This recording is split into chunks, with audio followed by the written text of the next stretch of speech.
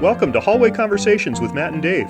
We've both been teaching for quite a while now, but we still have plenty of questions about education. And this podcast is our place for thinking out loud together about topics that we think are important for Christian educators to consider. Welcome to the conversation. Hello everyone, welcome to Hallway Conversations with Matt and Dave. My name's Matt Beamers. And I'm Dave Mulder. Hey, we just want to thank you for allowing us to be here with you, and we want to thank you for joining us in the hallway for another week, or maybe it's your first time here. We just want to say thanks for that. Just so you know, each week one of us brings a question, and Dave and I try to think creatively about it in the context of Christian education and maybe outside of education even. And I think our deep hope is that our conversation might do for you what it's done for us, which is provide space for us to learn and reflect on our practice and encourage each other in our professional and I would say even in our personal life. Mm-hmm. And if we can make you smile or chuckle once in a while, even if that's chuckling at us, we're okay with that, and that's even better. So Dave, I'm coming with the question today. All right, I'm ready. I have heard you use the phrase the emotional labor of teaching a few times. Mm-hmm. And I've done a bit of reading on it in the past few months. But that was a new phrase for me, and that was a new term. So my question is, when you talk about the emotional labor of teaching, what do you mean, and what does that look like? Sure. Oh, this is a good place for us to go. Let's think about this a little bit. So, okay, I'd heard the term before, and I had looked it up because I was writing something, actually. So I did a little bit of reading to find out more about this for a piece that I was writing, sometime this year. And the term emotional labor comes from Arlie Hochschild is her name.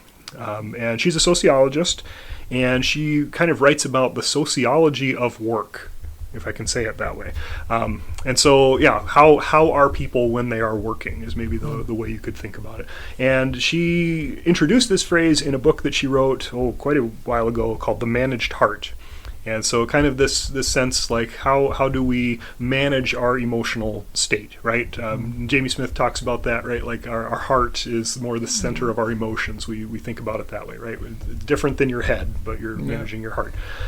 And so, if this is a sociological phenomenon in labor, in the world of work, think about the kinds of jobs where you have to manage your emotional state, because that's really what we're talking about here, right? You're managing, like, your outward expression, at least, of emotion. You might still feel very deeply inside of you these emotions, but you're managing how you express those emotions externally.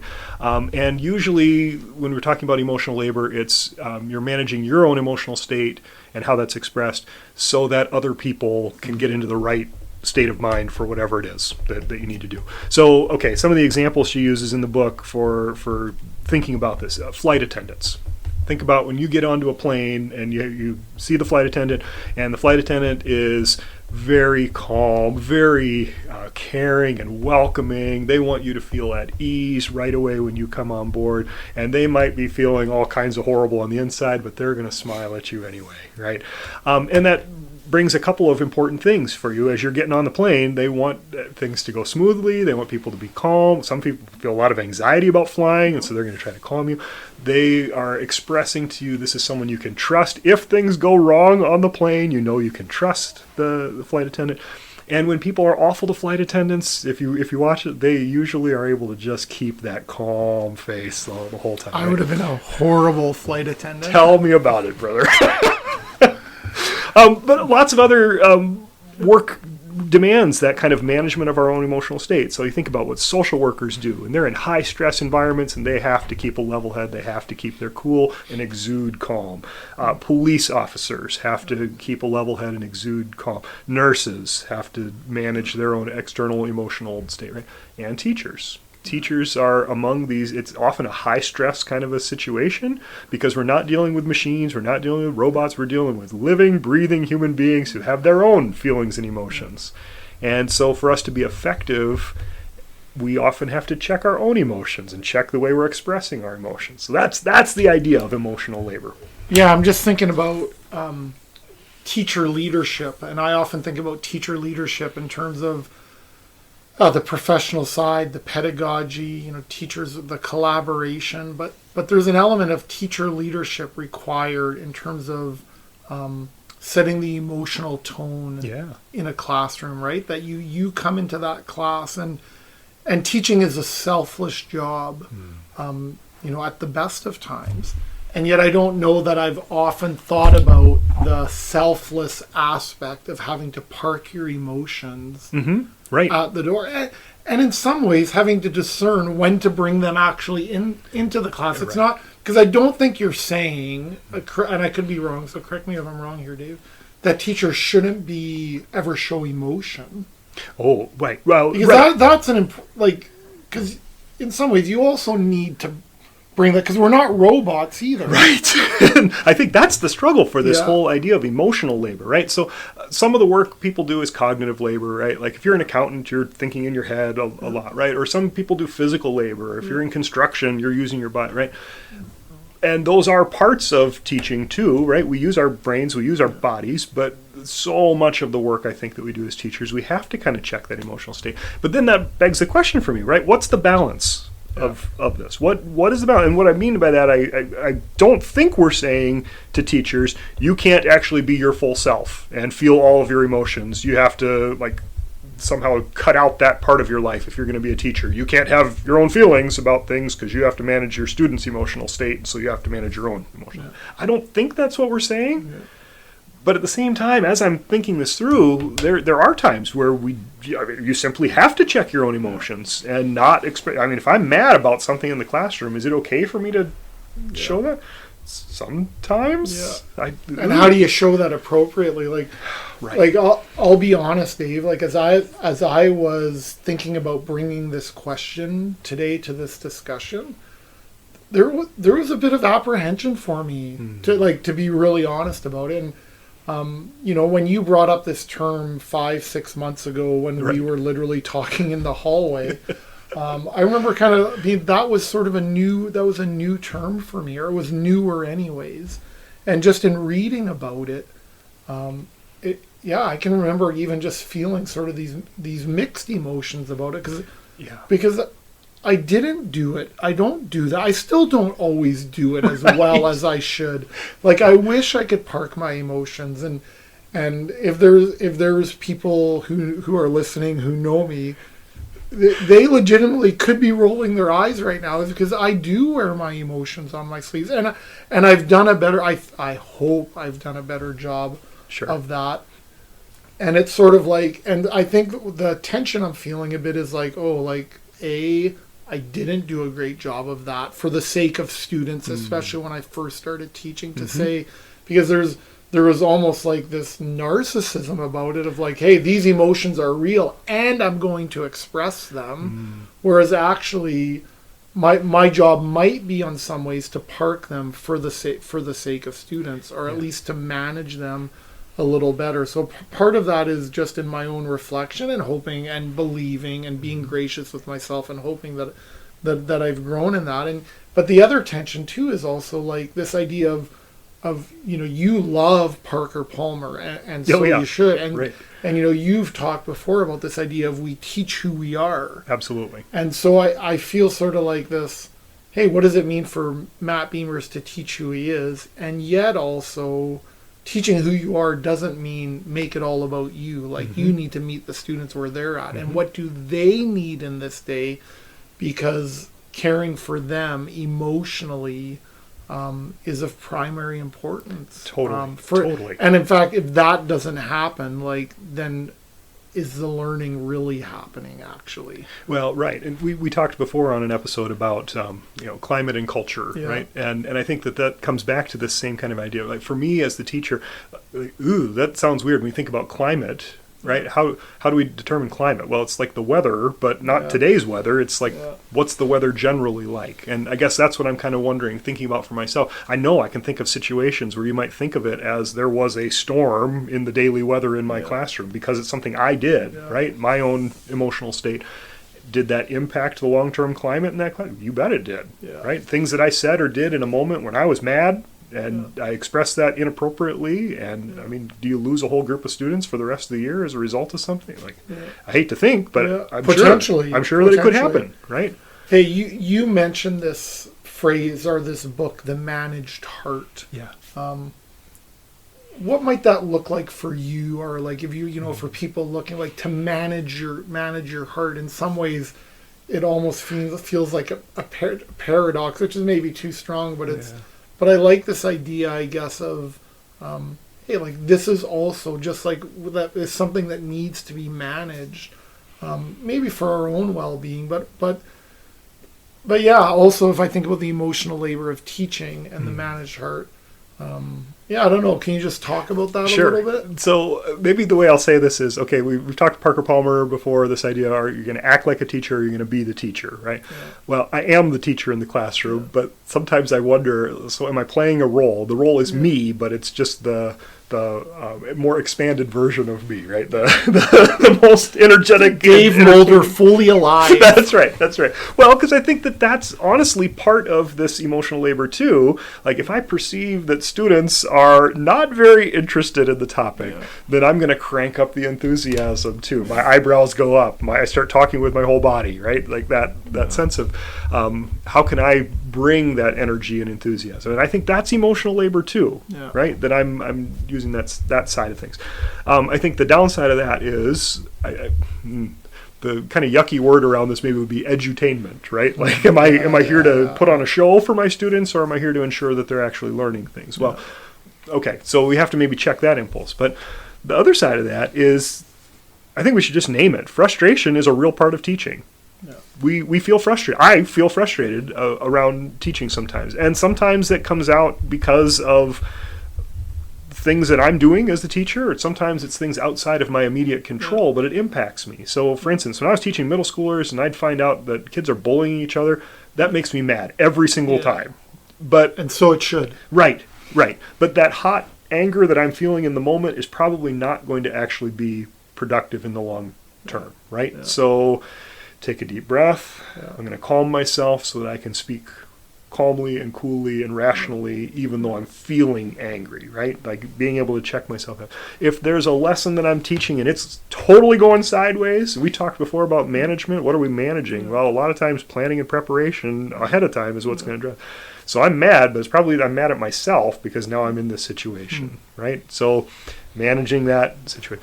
Maybe it's a disagreement I had with colleagues about how we should handle a situation in our school, and that impacts because I come into class and I'm feeling that, right? And now the kids are the ones who are in front of me, so I check that. Sense, right? And I guess that's what I'm thinking about when I talk about the managed heart. I mean, from the idea from that book is, so how do we temper that in an appropriate way? Yeah, no, I appreciate that. It makes me realize that one of the hardest things about teaching, maybe that I learned and continue to learn, that is so much more. I mean, it's all hard, the pedagogy, the assessment, but one of the things for me, anyways, especially just like I said with my emotions,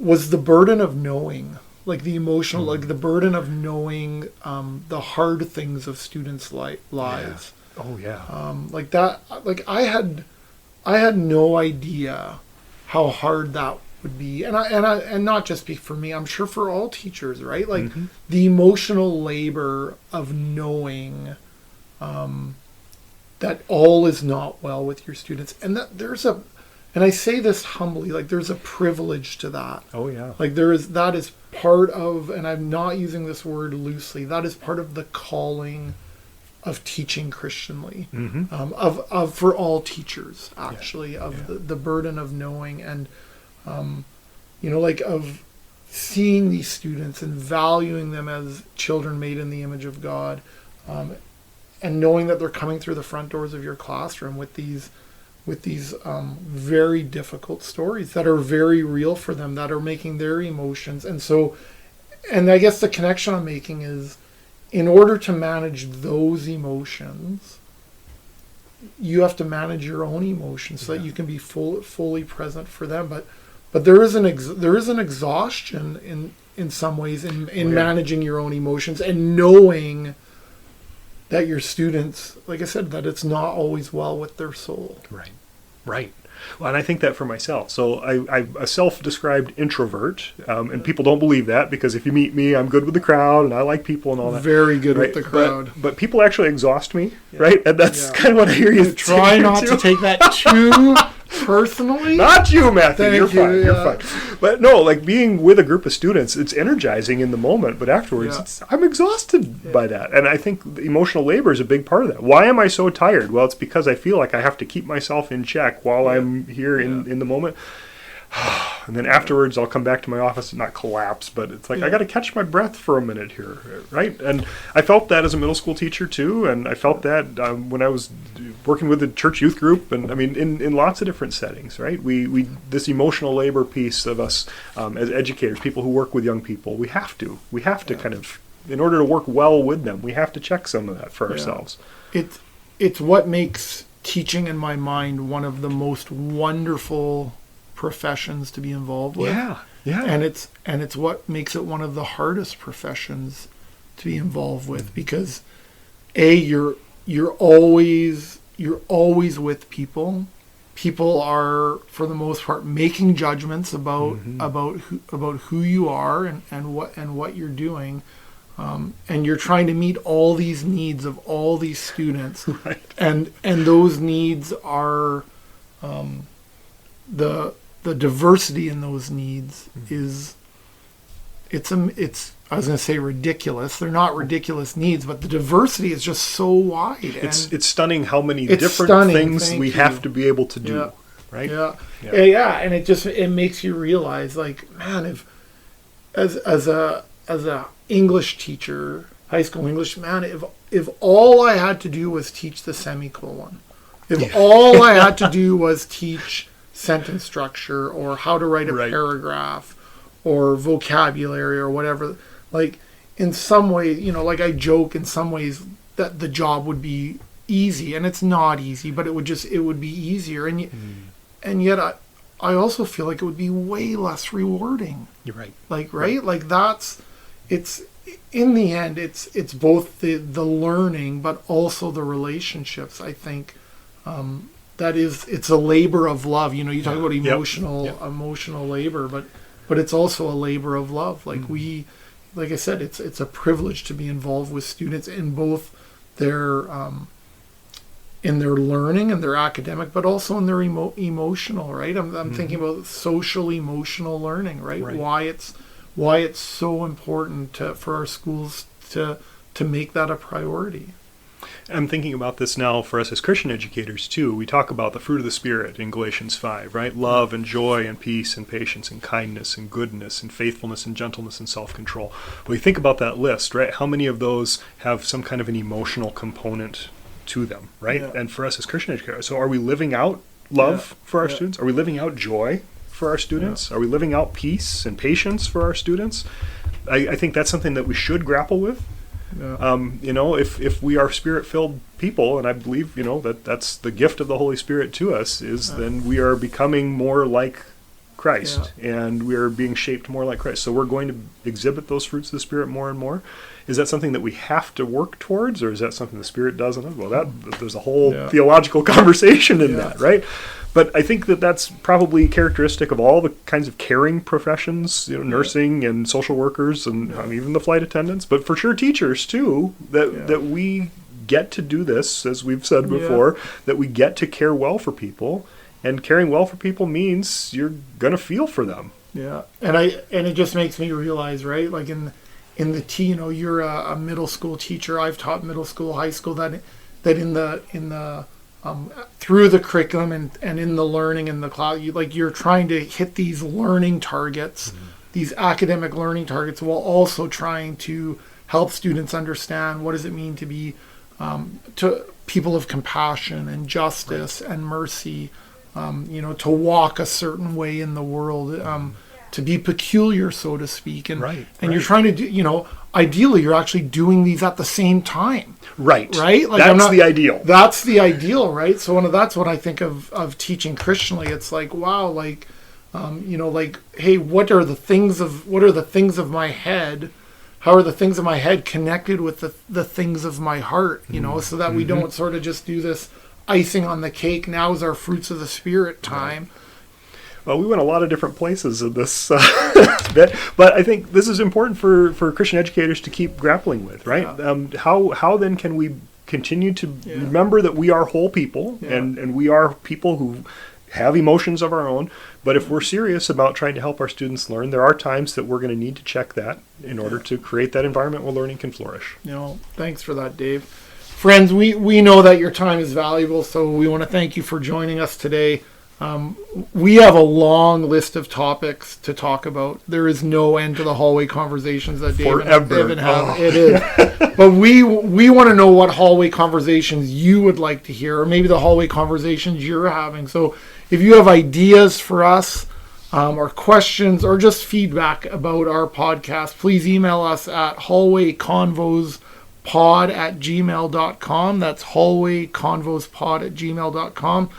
We also just want to say thank you for the good work you're doing in your schools and your communities right now. And as you go into this week, just on behalf of Dave, I think I just want to say that I just want to affirm that God delights in you. And I hope you know, as teachers and in the rest of your everyday walking around life, that you are enough just as you are. We hope that you have a good rest of your day, and we hope we see you in the hallway again soon. Thanks, everybody. Thanks, everyone. This podcast was quite literally dreamed up by Matt and Dave during one of their hallway conversations. Our music was created by Ethan Mulder. Hallway Conversations is an independent podcast created and produced by Dave Mulder and Matt Beamers. Thanks for listening.